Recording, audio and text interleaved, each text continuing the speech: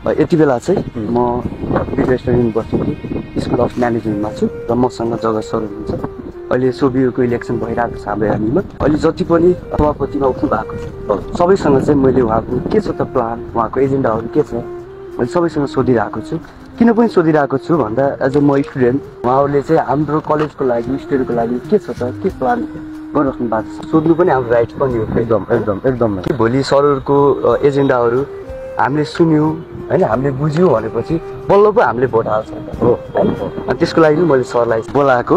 Video बनाउनुको main reason चाहिँ भोलिको दिनमा गरिरहेका एजेन्डाहरू यदि भोलिको दिनमा गर्न सकिएन भने त्यो हामीले कसरी झकझकाउन सक्छौँ एज अ स्टुडेन्ट होइन, हाम्रो कलेजको हकितको लागि भनेर पनि सरसँग मैले चाहिँ सरलाई बोलाएको छु। म 2074 मा विश्वविद्यालयमा आउँदै गर्दा विभिन्न खालका तालाबन्दीहरू भए, तालाबन्दी ढुङ्गा मुढा भए, पुलिस प्रशासन विश्वविद्यालयमा ल यो जिपरका हो कि विश्वविद्यालय हो भन्ने कुरामा कन्फ्युज हुन्थे मान्छे। त्यो कारणले गर्दा सोभियोमा गइसकेपछि म चाहिँ विश्वविद्यालयमा तालारहित विश्वविद्यालय गराउन चाहन्छु। कुनै समस्या पर्यो भने सामान्य सरल वार्ताबाट पनि हाम्रा समस्याहरू समाधान हुन्छ। ढुङ्गै हानेर तालै लाएर चाहिँ विश्वविद्यालयमा समस्या समाधान हुन्न। सरहरूसँग पनि गर्ने व्यवहार हुन्छ।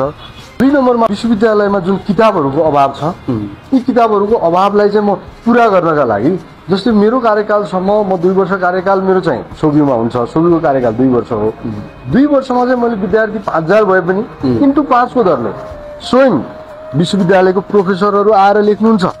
उहाँहरूलाई लाग्ने खर्च सबै व्यवस्थापनको जिम्मा सोभियोले गर्छ। प्रशासनले त्यो खालको वातावरण सृजना क्रिएट गरिदिनुपर्छ होइन। तेस्रो कुरा गर्नुहुन्छ भने खेलकुद महोत्सव प्रत्येक वर्ष हुनुपर्ने खेलकुद आजसम्म भएको छैन। लामो समय भयो भनेको थिएँ नि, अहिलेसम्म खेलकुद महोत्सव भएको छैन।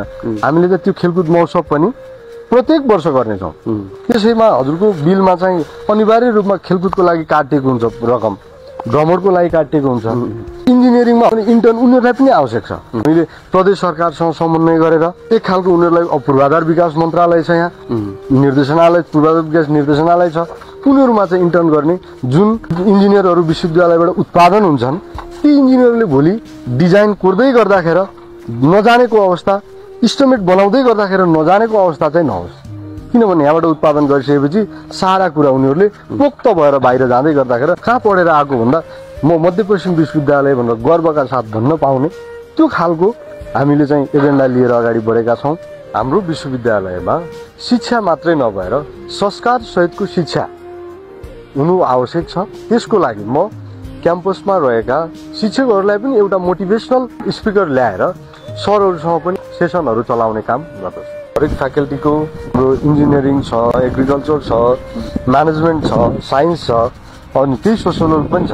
हजुरको सोसल वर्कमा कर्णाली प्रदेशमा भएको उत्कृष्ट एनजिओसँग समन्वय गरेर 2 महिनाको एकचोटि त्यो प्रशिक्षण दिने काम चाहिँ हजुरको एनजिओसँग चाहिँ समन्वय गर्ने जुन हामी मध्यस्थकर्ता छौँ नि, समन्वय गर्ने वातावरणको सृजना हामीबाट हुन्छ।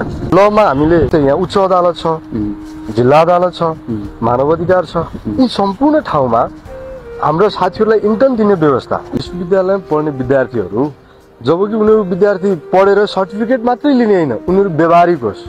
शिक्षा सँगसँगै हामीले व्यावहारिक शिक्षा पनि सँगसँगै ल्याउने काम चाहिँ म सोभियोमा गयो भने हामी विश्वविद्यालयका विद्यार्थी बीच ल्याउने काम गराउँछ। अहिले चाहिँ लको कुरा गर्दै गर्दा लमा एक खालको इन्टर्न भइराखेको छ। कस्तो भन्नुहुन्छ भने अहिले पछिल्लो पिरियडमा इन्टर्न मात्रै भन्दा पनि हामीले मानव अधिकार प्रमुखलाई, जिल्ला अदालतबाट जिल्ला अदालत प्रमुखलाई, बारबाट बारको प्रमुखलाई ल्याएर उनीहरूलाई प्रेरणा दिने खालको एक खालको सेसन चलायो भने त्यो पनि उनीहरूमा प्लस पोइन्ट हुन्छ। भोलि गएर उनीहरूले एउटा लोयर मात्रै नभएर, किन भन्दाखेरि उनीहरूले एकजनालाई मात्रै भिजाउने कुरा छैन, अर्को मान्छेलाई पनि सहज तरिकाले भिजाउने वातावरणको सृजना उनीहरूमाझ भयो भने झन् सजिलो हुन्छ। म्यानेजमेन्ट पढेको मान्छे कि त बिजनेसम्यान हुने हो कि त ब्याङ्कर हुने हो। विश्वविद्यालयमा पढिरहेका विद्यार्थी बीच एउटा अहिले कर्णाली प्रदेशको राजधानी सुर्खेत हो, एकदम ठुला बिजनेसम्यानहरू पनि यहाँ छन्। बिजनेसम्यानलाई मात्रै ल्याएर म यो खालको बिजनेसम्यान बन्छु भन्ने विद्यार्थीमा त्यो उत्साह जाग्छ, जुन उत्साहले उनीहरूलाई पढाइको साथसाथै व्यवसायतिर पनि धकेल्ने वातावरणको सृजना क्रिएट होस्। खुसी लाग्यो सर।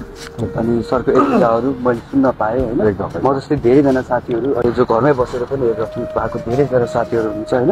सरले यो गरिरहेको प्रतिबद्धताहरू चाहिँ सबैजना एक्सन ओरिएन्टेड भएर चाहिँ गर्नु होला। एकदम हामी त्यसमा एक्ज्याक्ट। किन अहिले धेरै कुराहरू भनिरहेको अवस्था छ तर एक्सन ओरिएन्टेडमा चाहिँ कमी भइरहेको कुरा छ। अहिले आज बनाउनुको एकदम मोटिभ पनि के हो भनेपछि यो एजेन्डाहरू म रेकर्ड गरेर राखिरहेको छु होइन भनेको धेरैजनाले देख्नुहुन्छ।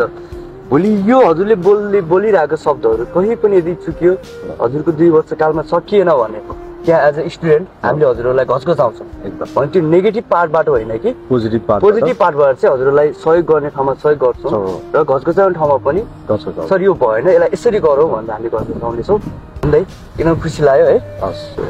ती कुरालाई चाहिँ स्वीकारेर अगाडि बढ्ने कुरामा बढ्छौँ। हजुरहरूले हामीलाई सुझाव पनि दिनु होला त्यति बेला।